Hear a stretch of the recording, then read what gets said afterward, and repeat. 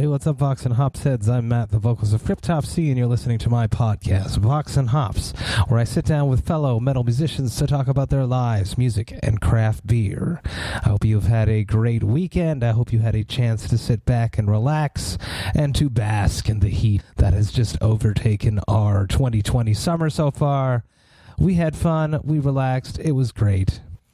This past Friday, I was super stoked to be a part of the Decibel Magazine initiative, the Get Behind the Mask initiative.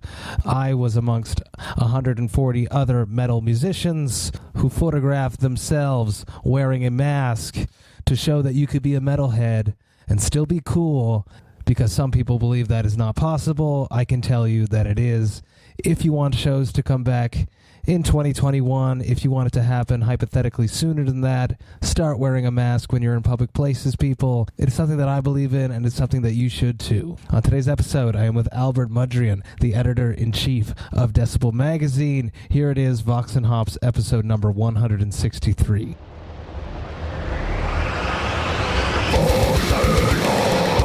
I warn you, what you are about to hear is very disturbing indeed.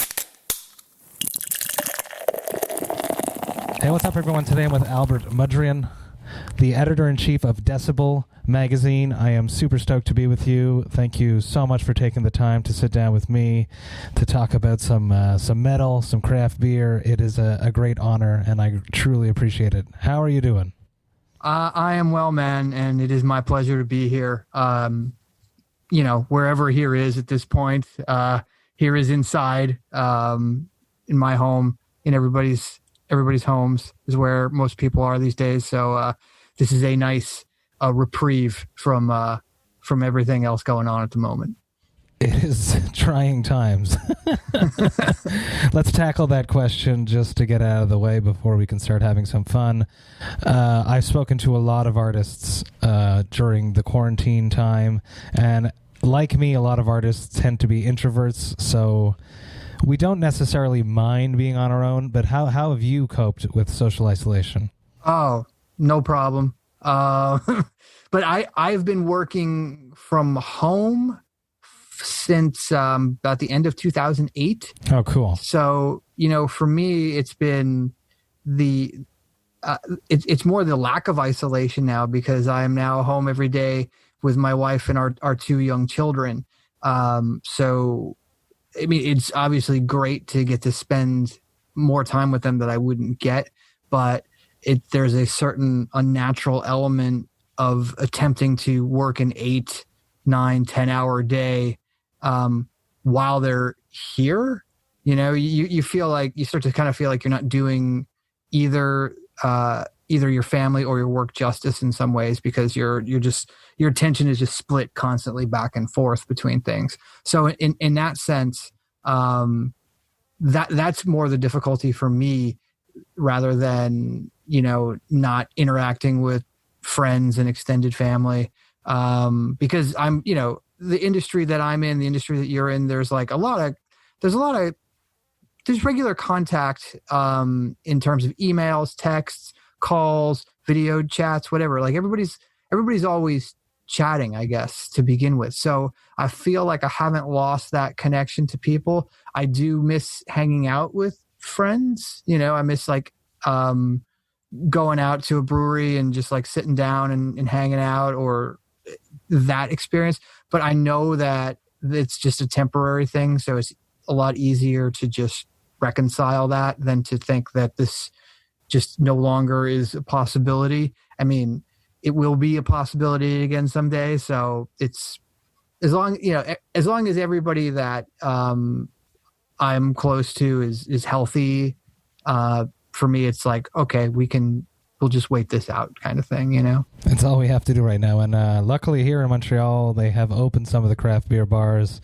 And earlier this week, I went and had a pint for the first time in a long time at a craft beer bar. Of course, social distancing applied. I was alone on a terrace on a patio with my family. It was a nice feeling. Yeah, I bet. I think that stuff is good. I think places with outdoor seating, like I encourage people, like, go, because it's good for, I feel like it's good for people's mental states to get out there and experience that, and just be like, just kind of take that breath, like, oh, okay, all right, I remember what this is. Yeah, it's different. Like, it's not going to be a packed room, and it's not going to be a super social event, but it's obviously great for the breweries, so they can continue to exist, that they have extra income coming in, not just with shipping and curbside and delivery and stuff, that they actually have some tap room income. So yeah, like, if you can get out and support it, and you're comfortable with it, and you have that local brewery that has the outdoor seating and is behaving responsibly, then all for it. Obviously, that's awesome. Absolutely. And it is something that I'm struggling with, the deconfinement. After being, I was a studious high school student. I followed the rules. I got into metal late into my life, so I wasn't a rebellious teen, to say.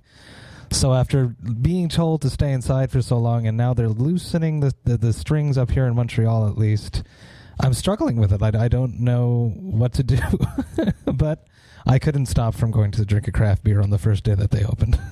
That's great. No, I think I think there's a much like drinking craft beer, there's a pacing element to things, where obviously you don't want to just like jump all the way in. I think it makes sense for people to take these kind of tentative steps. And I think I think if people do that, we'll be much better off in the long run, rather than, they started opening stuff, so I guess everything is, back to normal, which is just not going to be the case for a while. But there are levels of things in this process and phases, and if you can kind of work through them and slowly ramp up, and then if things get a little hairy, like bring it back in. I think that people will also anticipate an ebb and flow of that over the next, I would say, honestly, this is basically through the end of this year at the very least, and then as things hopefully progress with vaccines and treatments and suppression of the virus, then potentially, maybe we can actually have some fun in 2021. We'll see. I hope so. What a time to be alive. Yes, what a time to be alive. Vox&Hops is all about hanging out with my metal friends, talking about their lives, music, and craft beer. What craft beer do you have there on your side? On my side, I have our friends at True Brewing. Yes. Tunnel of Trees IPA. It's 7.0 on the nose ABV. It is delicious. I am not a huge IPA guy personally. I like them. I don't love them. And this is one of the more subtle, like totally crushable IPAs. It isn't just like a hops punch in the face, which, fine. If you're into that sort of thing, knock yourself out. But for me, like, I want to I like IPAs that are more like, if this makes any sense, more like beers and less like IPAs. And I feel like that this one, it really just hits the spot. And True always just delivers. I mean, those guys they're amazing. So absolutely. Huge shout out to Zach Coleman. Yeah. And the rest of the True Brewing crew. I love their brews so much. I haven't had enough of them, and I was hoping to come back through Denver to visit the tap house this year, but we'll have to wait till next year. Yeah, take a rain check on that one. On my side, I'm drinking Nickel Brook Brewing Company out of Ontario. They sent me this because they just launched their new Metalhead Double IPA, and they thought that Vox&Hops made a platform for it to be showcased. This is a Double IPA. It is, I've had it before. It's a tropical, juicy, extremely dangerous 9% ABV on it, though. You would never know. So let's crack these open, and you can tell me a little bit about your beer journey. All right, let's do this. All right. I'm going to pour, and it's going to be bad because I'm not great with carbonated IPAs, but not too bad. Look at that. No, you did good. Yes. I did all right. With your sick glassware right there. Yeah. Cheer. Oh, look at that. Yeah. I got a Metal and Beer Fest glass. You got the Vox&Hops. Cheers. Cheers, brother. Yeah. I mean, my craft beer journey, because I think everybody's, well, you know, I guess it kind of depends on your age now. I'm going to be 45, my God, in a couple weeks. And I would say that for me, the craft beer didn't really come into play in my life until about 2005, 2006, where previous to that, I was just kind of an indiscriminate drinker. And it wasn't until I actually just stumbled upon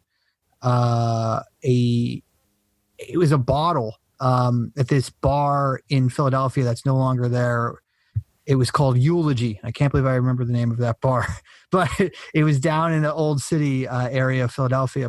And there was this bottle art with this like Grim Reaper looking figure on the front of it. And it was called Old Heathen. And the name of the brewery was Weyerbacher, who I, would soon find out were from Pennsylvania, also up in Easton, Pennsylvania, only about an hour and a half from Philadelphia, and only about an hour or so where I grew up from in Northeast PA. So I ordered this beer, this Old Heathen, and it was this like just incredibly powerful, flavorful stout. And to that point, I think the only stout that I probably had was like Guinness. And no disrespect to Guinness. Guinness has got me through some times. I got no ill will towards Guinness, but this was just a much different experience with flavor and impact and just the overall experience. And from that moment on, I was like, oh man, I gotta like, what's this all about? And then I just started I was like, I got to try more stuff from this Weyerbacher place.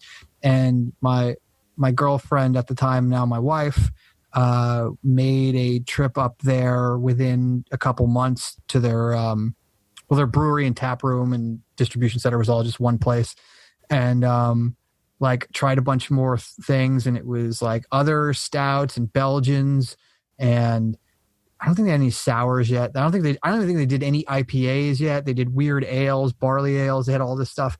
And I just we just got each got a case of it and mixed and matched. And from there, it was just on for me, where I was just like, okay, this is what beer is supposed to be. So yeah, that's like 2005 or 2006. I think it was 2006 now that I think about it. Cause I distinctly remember I was out with my friend Carl, who was a publicist at the time.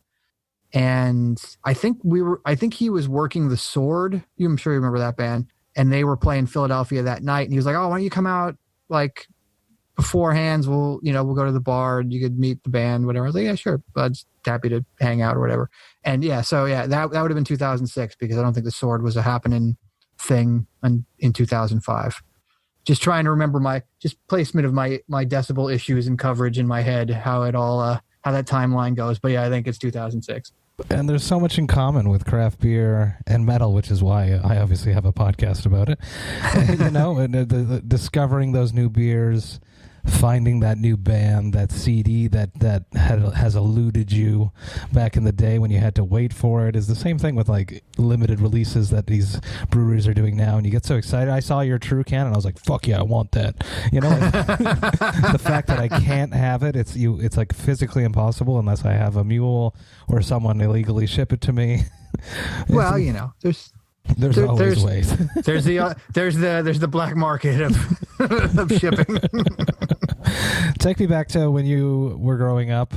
A classic Vox and Hops question. What would have been the soundtrack of your youth when you were growing up in your parents' or guardians' house? What music was playing when you were not in control of the music? What music did your parents or guardians listen to?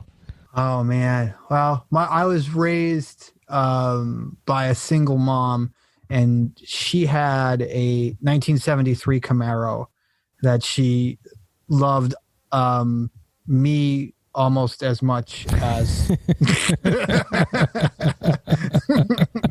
and I just remember there was just a cassette player in there, and my mom was one of these people who she was not into the whole album experience. she would like just like kind of concentrate on the singles. And I'm not even necessarily sure if this was just a product of us living in a very small town and every drive just being a like 5-minute drive from place to place. But I swear I would hear like the same couple Billy Joel songs from Billy Joel's Greatest Hits. I'd hear the one Bonnie Tyler song with the Turnaround Bright Eyes song, A Total Eclipse of the Heart. That's that song.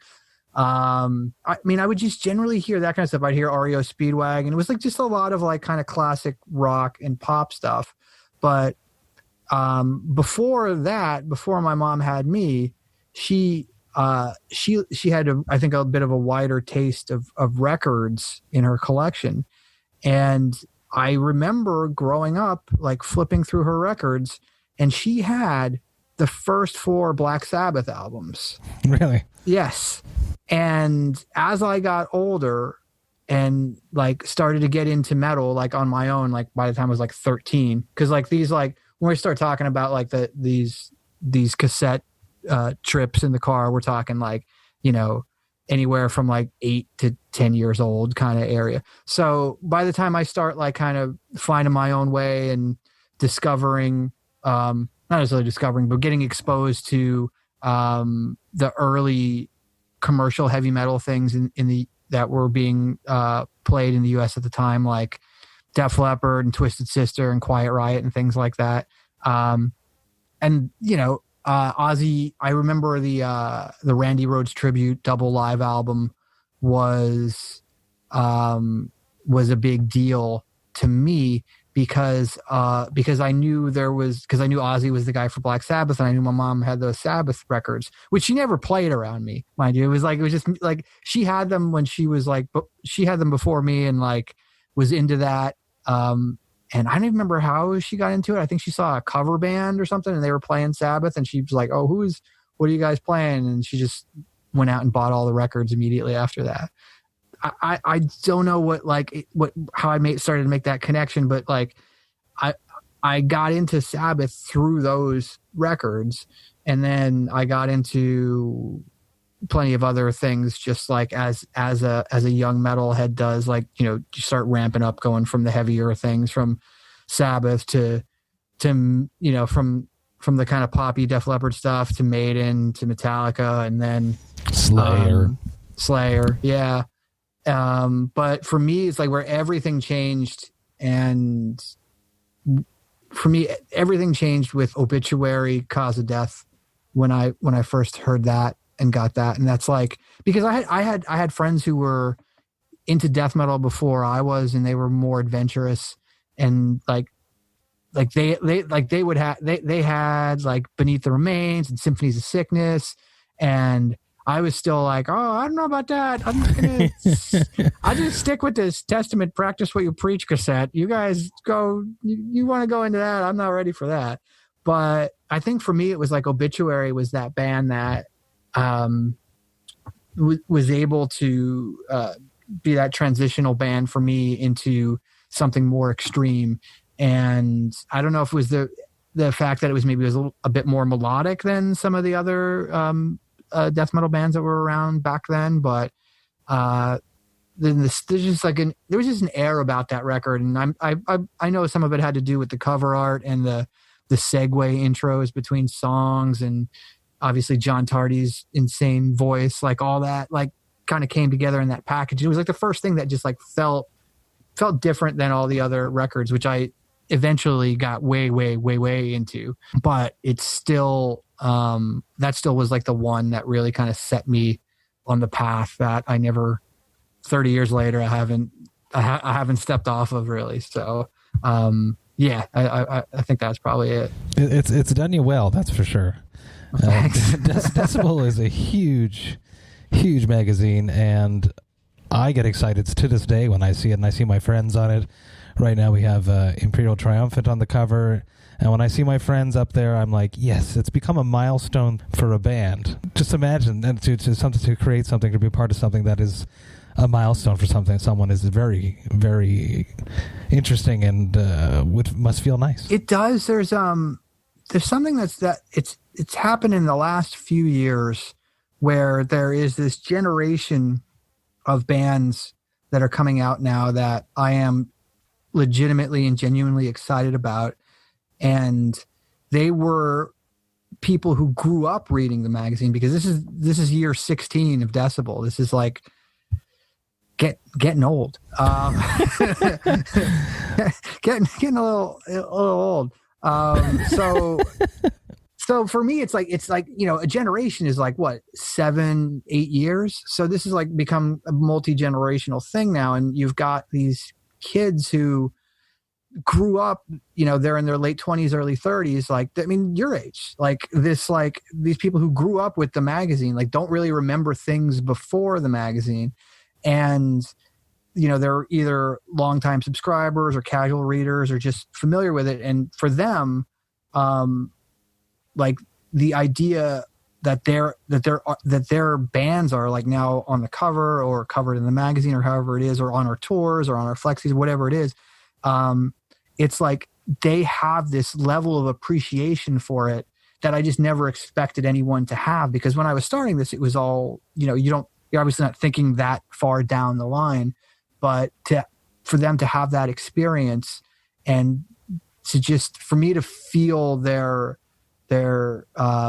genuine gratitude for us recognizing them when really we're just doing our job. That's what we're supposed to do. We're supposed to find good bands and cover them. But but for them, it's like it's really meaningful. And to me, that's been a really, really cool experience. That's only within the past couple of years. And I think of bands like Imperial Triumphant and Gate Creeper and Blood Incantation and things like that. And there's going to be a few more coming up in the next couple months where people are like, wow, I didn't think you guys would go and make a move and put that band on the cover already, but fuck it. This is what we're supposed to be doing. Good for you. Good for you. They're, the big bands have been on the cover. They're on other covers. And this new wave, this new generation of extreme music deserves a platform to get that visibility. Yeah, I think it's important. I think it's important that we take those chances, and because we've backed. I mean, I think if you were to go and look at the body of work, the 190 issues or whatever it is over 16 years, you would see that there's Iron Maiden on the cover, there's Metallica on the cover, there's Lamb of God on the cover, but then there's there's Ghost on the cover when their first record came out, or there's I don't know, there's Haunt on the cover now, and there's these things that I guess are perceived as risks. But I think that's important for, number one, to keep to stay honest and keep your readers engaged and kind of keep people guessing a little bit, but also to provide a platform for bands that these days don't have nearly as many to choose from as they did when I was growing up. When I was growing up, or even when I started the magazine 16 years ago, you had so many more tools to develop a band, to move them forward and break them. You still had MTV, you still had radio, you had physical goods still being the biggest medium for selling music, and obviously touring. Way more magazines. Yeah, tons more magazines. Print magazines, which is something that it's not as popular as it used to be now. You guys are one of the last survivors. No. So you had all these opportunities for bands. And if you're an up and coming band, maybe one thing doesn't work out, but you can try something else. And, you had other options. Well, now there's so few avenues that I don't want to say I feel like a sense of obligation, but I think it's important for us to get behind bands that otherwise don't have as many platforms to choose from. When your platforms are essentially Spotify and YouTube and social media, it's that's not a great formula to develop anything. And the fact that there's millions of people out there you're competing against. Yeah. And the way that the touring is structured, it takes so much longer to develop bands, and for bands to go from an opening spot where they're making $150 a night to even graduate to a second of 4 and that development is like so protracted compared to what it was even 15 years ago. So for me, it's like if we can provide an opportunity for a band to like get a push forward, I'm all about it. I think it's like it's what we should be doing in addition to just presenting a snapshot of what's happening at the moment in the scene. Well, congrats for that. It's I hope more people go that route and just keep pushing things that they love, that's important for the scene, that deserve more recognition. I would like to touch on, you mentioned after 16 years that you feel like it's getting old. How do you keep the magazine fresh and keep it cool for yourself and keep people intrigued in it? Oh, I maybe I misspoke or you misunderstood. I'm getting old. I'm old. I started this when I was in my 20s and I'm in my mid 40s. So it's, yeah. No, but to me, the magazine is still exciting to me every month. And I think that's just a product of genuinely being a fan, and the way that we kind of present things. Like we have a lot of stuff where we're looking forward, but we also have a really clear kind of historical bent to what we do. So we're trying to provide different forms of context. It isn't necessarily like something like classic rock where it's just like, here's a bunch of old stuff that we're going to talk about again. Yes, Decibel is going to talk about old stuff, particularly through the Hall of Fame series, but we are going to, keep moving forward with newer artists and people who we find engaging, and trying to mix the different generations of things, because there's so many different styles and subgenres to cover, that I think it just naturally lends itself to that excitement. Like I don't feel like I have to try anything to remain engaged, and I think just like anybody else, I have days where I'm just like, you know what, I am not going through those 15 albums in my Holics today just because I can't deal, and I'm just going to put Left Hand Path on for the next the next 45 minutes, and then I'm probably going to put Clandestine on, and then I'm just we'll see if I get past 1991 today. I don't know. I think that maybe that helps, because I don't you just kind of let it happen. Like, yes, there is a certain responsibility and a certain I don't want to necessarily suggest that it's a slog or trudge to get through some of those records, because there is such a high volume of them. I feel like we get more stuff than we've ever got before. But I think that when you have that balance of familiarity plus something new, I think that's always just helped in the way that we run the magazine, the way we assign the content. So I think it just I think it kind of works out that way, that I don't really have to try. You know what I mean? Which is good, as long as it's exciting for you still, and it's something that you would actively want to read and be engaged with, then you're winning, and that means that it's still working. Yeah, I mean, I would say, if anything, I wish I got to spend more time just on editorial, because we have over the years developed so many different things that we do that sometimes it's like, the magazine is always like the main engine of what runs everything, but there's definitely some days that will go by where I don't work on it at all, which to me seems insane. But like, when I think about everything else that we have to do, whether it's, tours or festivals, obviously not so much right now, but like books, Flexi series, the website, just general distribution stuff to handle. Like there's a steady stream of things that even if the magazine wasn't a thing, we'd still be busy, which again, when I started it, again, like it was just the magazine, and I couldn't imagine any of these other things that we now do. But, so yeah, like it's a treat, you know what I mean? To be able to sit down and edit and write, or, copy edit or imagine how the issue is going to get assigned or come together. Like that's still fun because of everything else that's going on all the time. With all the people not being as engaged with hard print things, was there ever a moment you guys were afraid that you wouldn't be able to continue, and that's why you had to start doing all this extra outside content?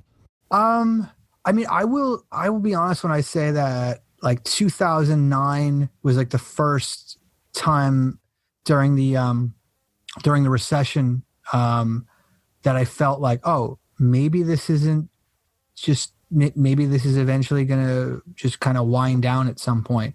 I could imagine it. It was the first time I could imagine it not working. And again, we were only 5 years into it then.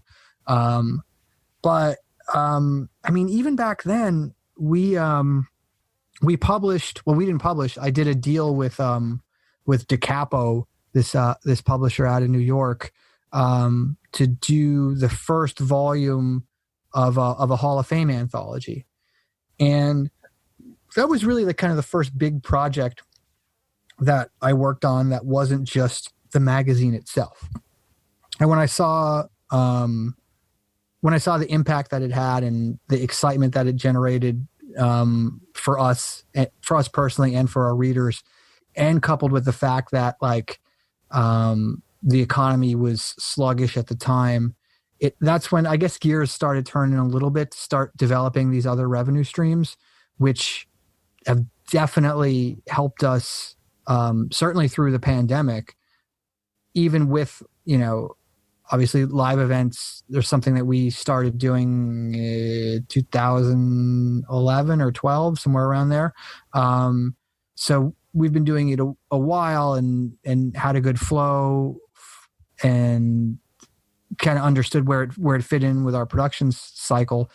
But when those came off the table this year, the other things that we can do, we were able to kind of step up and move them onto the front burner, as it were. Like this Hall of Fame, this third Hall of Fame anthology, that Hall of Fame Volume 3, which people can pre-order at store.decibelmagazine.com. It actually includes None So Vile, which should be there because it is, you know, I'm slightly biased, but it's not my album, so I don't mind saying it. It is one of the most influential death metal albums that has ever been created. So it is incredible, and every single time I hear it, it just floors me. It does not get old. It is 24 years old, and it is brand new in my mind. But the idea that we even published that, or that it's, you know, that it's up for pre-order right now. It'll be out in a couple weeks. It wasn't on the schedule. It wasn't a book that we were going to do this year. We did one book last year. It was a Paradise Lost biography. And we have one book that we originally had on the schedule this year, which will be out in November. Cool. Which is a history of the U.S. black metal scene, which we have been working on for years. And I'm very excited about that project. That thing is going to be awesome because it's almost done. And it's like, just, I've worked with the author, who's one of our longtime contributors, a guy named Dan Lake. Like, I've worked with him closely on it for years, and seeing it all come together, it's just, it's wild, but it's going to be great. I'm really excited about that. But the idea that was the only book on the schedule, and that once the live events kind of went away, it was also like, okay, I have a little bit more time and we have a little bit less revenue. What can we do to fill in a gap here? And then it was like, well, I hadn't planned on doing another anthology just yet, but it was like 4 or 5 years from the second one. It was like 2006 or something, I think. So the fact that we do different things enabled me to kind of plug this in. And if we hadn't started developing these things years ago, we'd have just been without, you know what I mean? So we're very fortunate in that we have developed all of these different things over a long period of time. That's awesome. You're like an octopus with tentacles in different projects, just at all times, managing it all. We have to talk about the Metal and Beer Fest because I've never played it. I've never been to it, but every year when I see it happens, I'm like, I must be there. Well, you're coming at some point. So tell me about how this all came together. I'm sure you've spoken about this before, but I'm very interested. I know that metal and beer to go together. How did you figure it out? Well, I guess the seeds of it really started all the way back in 2009 when we started having a craft beer column in the magazine. Our longtime contributor, Adam Teppadelin, who is now one of your country mates. He lives in Vancouver now. He was a beer writer and a metal writer. And, we were talking one day and we're just, riffing on content ideas. And he's like, we should do a piece on the relationship of craft beer and heavy metal. And I was like, I love craft beer. and I have seen I explained to him that I guess we would call an origin story for me in terms of craft beer, how it was through this artwork, which to me, I associated with heavy metal. So I was like, fuck it. This could be a monthly column. Like we could just really go all in on this. And he was like, really? I was like, yeah, man, let's do it. So we started doing it. And it was as we were doing it, it was more and more metal themed breweries were popping up years later. And a lot of that had to do with the, just the laws in the States regarding craft breweries and things like that. They had been, even for the first few years of the column, they were really stringent, and things didn't really start opening up, I would say, probably till about 2012, 2013 for that stuff in this country. Those are all laws that were created right after Prohibition, so pretty much it's true. Up here in Quebec, we're still being strangled by them, and it's crazy. It's been almost 100 years that we're still dancing around the same laws. Yeah, you guys, you here in Virginia where I live, it was like that. Like I said, up until about 2013, 2014. But there's a brewery in Virginia who you may have heard of called Hardywood, who are they're so good. They're fantastic. And one of the owners was a lawyer, and he started working with the Richmond is the capital of Virginia. He started working with lawmakers out there to just kind of get the laws changed so they weren't so prohibitive for craft breweries to exist and thrive. And since then, there's been this craft boom. I'm getting a little sidetracked. I'm sorry, on a tangent, but I'll bring it all back to where I would say around that time, around 2013 or so, as I saw the craft breweries popping up and more with kind of metal associations. Obviously, Three Floyds was around. Surly was around when Todd Hogg was still there. True was just getting rolling around then. Hammerheart was getting rolling around then. You had these kind of core breweries of this aesthetic.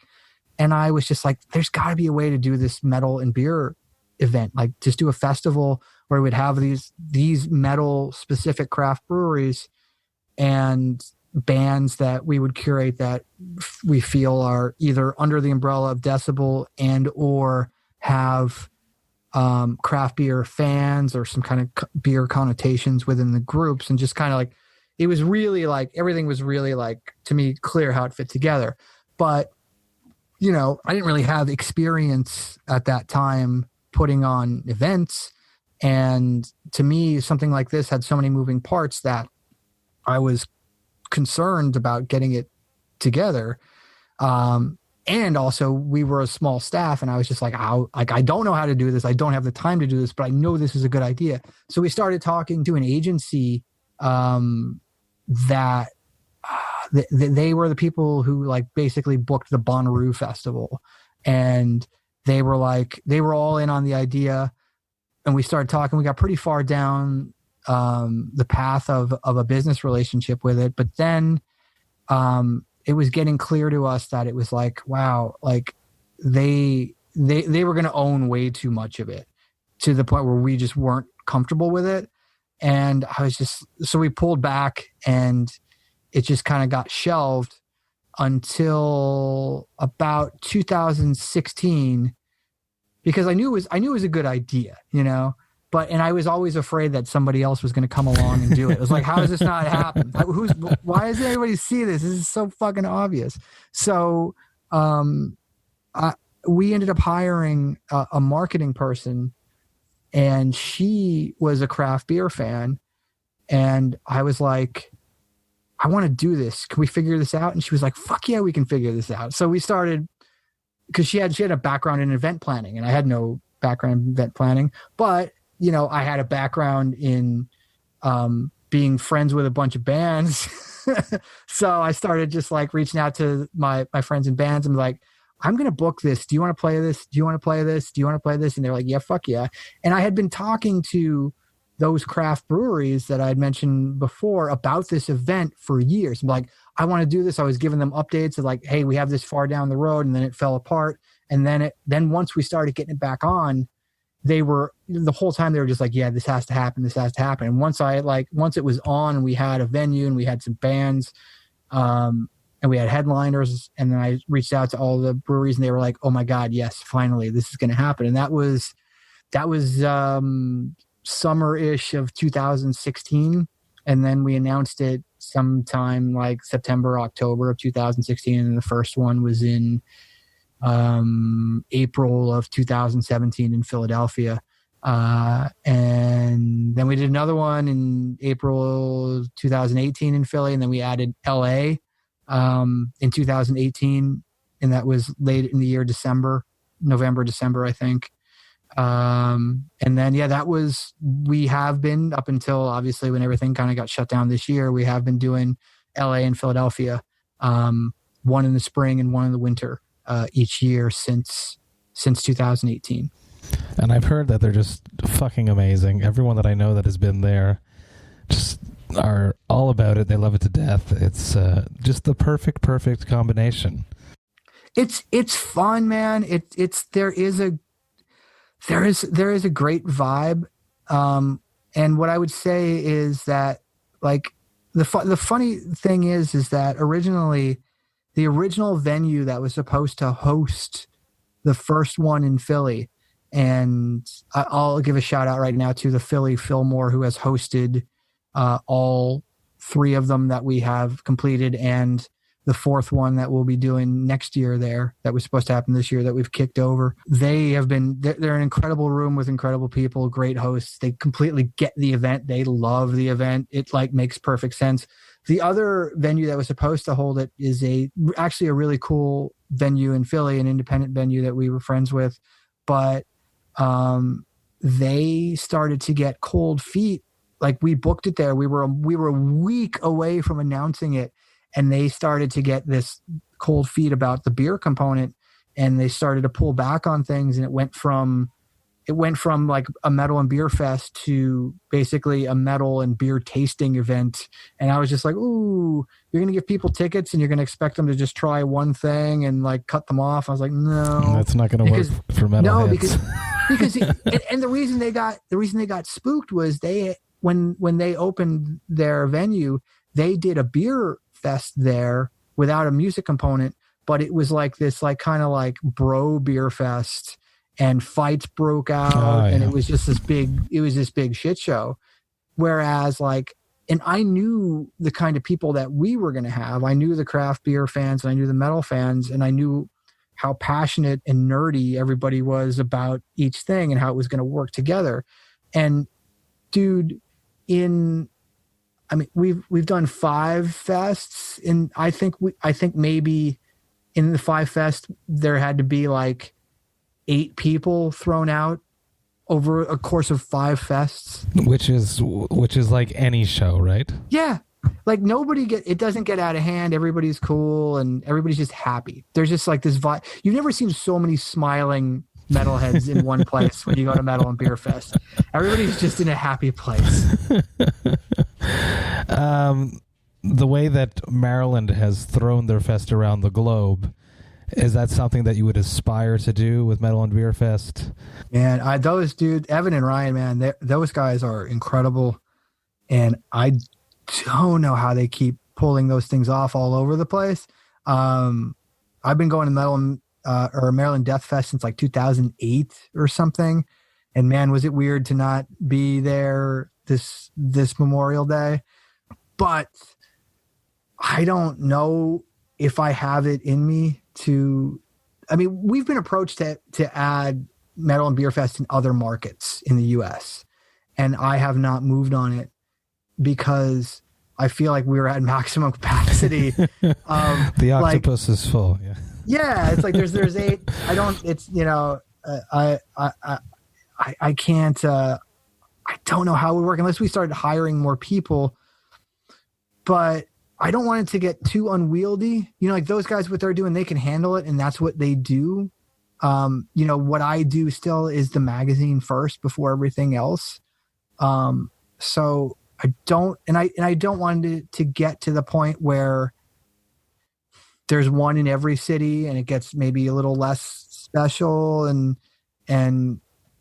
you know, like it works. And I mean, I under the right circumstances, I could imagine adding another one somewhere. But it's really just been a capacity issue that's prevented us from doing it. And yeah, I don't know, man. I try to just kind of pace ourselves with that stuff. If it does happen, it'll happen in a very organic manner and it'll make sense, but it's not something where I look at it and I'm like looking at a map and like, all right, let's put one here. It's not, you know, it's not like that at all. Like LA was the big experiment in a lot of ways and that worked. And, you know, you just want to be careful, you know, because that's the other thing to us. Like if we fuck it up, the brand and so much is attached to it where you really just want to be certain of everything. You don't want to be risk averse, but you just want to like be certain of what you're doing and be 100% in on it. And like, I think that's why we've been successful, is that all these things that we're doing is because we really want to do them because we're excited about them. And I just don't want it to get to the point where it's a chore. You know what I mean? Exactly. Just like the magazine. Yeah. Mm-hmm. You got to do it for imagining yourself as the fan. Right. One last question. Mm-hmm. What is your hangover cure? Hangover. My hangover cure is to not get any hangovers anymore. We try that. That's what we say when we wake up, but it's too late. Well, I got to say that it's really hard for me to get it. If the only time I have a hangover anymore is maybe at Metal and Beer Fest, in which case I have to just like get into work the next day and like figure some stuff out. Cause it's like, I mean, there's a little bit of sampling going on during the event, but there's like, you'll never find me drunk or anything during a Metal and Beer Fest. No, you can't. That wouldn't work. No. But like afterwards, like to decompress, yeah, I'll have a few drinks for sure after we get out of there for one of the nights. But for me, like my whole thing was I generally don't even get to touch a beer until like this time, like 9:00 and on at night when the kids are asleep, when I can kind of like wind down and focus a bit. And it's like, I just have one beer. I try to make it a higher ABV so it counts. And it's kind of, I get on the express lane to where I'm going. Cause I don't have the hours to sit around and like, oh, this is no table beer. No. This is going to be a high gravity experience. So I'm not hungover. So when I do, it's just like, oh, I got work to do. So it's just like you get, for me, like I said, when I'm those rare times when I'm hungover, it's like a night after a Metal and Beer Fest where I have work the next day. And then the adrenaline of show day and moving forward with all that stuff, it's just like you just forget. So that's all I have. That and throwing up, I guess, as a beer. Definitely happens. Although I can't remember the last time I threw up. Albert, thank you so much. I really, really appreciate it. Everyone, go pre-order the Hall of Fame Volume 3. It's a fucking great thing, and there's none so vile in it. So I have to keep telling you to get it. It's worth it for the Lord Worm quotes alone. I assure you, they are hilarious. He's amazing. They're a riot. Albert, thank you so much. I really appreciate it. Cheers. Cheers, man. Thank you so much, Matt. This was awesome. Hey, thank you all so much for listening right to the end. You know that I love and appreciate that. Super cool to sit down with someone in charge of something that you hold very dear to your heart. I remember being a young metalhead and flipping through the Decibel Magazine and just trying to get as much metal information into me as possible. So it's very, very cool to have a chance to sit down with Albert and pick his brain. Much love and respect, and long life to Decibel Magazine. This coming Thursday is another Vox&Hops Thirsty Thursday virtual hang. I love these. My co-host this week is none other than Aaron K. Homa of Clitoris and Annihilator. I had Aaron on the podcast a long time ago, and it's going to be great to be with him. If you've ever partied with Aaron, you know that you are in for a good time. He is an amazing human, excellent guitarist, and super fun to party with. So you should check it out. The link is available in the description of this podcast. Join the Thirsty Thursday virtual hang. It starts at 8 p.m. Eastern Standard Times. As usual, we're going to hang out. We're going to talk about life, metal, and craft beer, and there even might just be a contest for the first time on this Thirsty Thursday, so you should do that and join us if you want to win something cool. I hope you guys have a great rest of the week. I have one more episode coming at you this Friday, but until then, remember to enjoy life, metal, and craft beer. Cheers, Vox and Hops heads.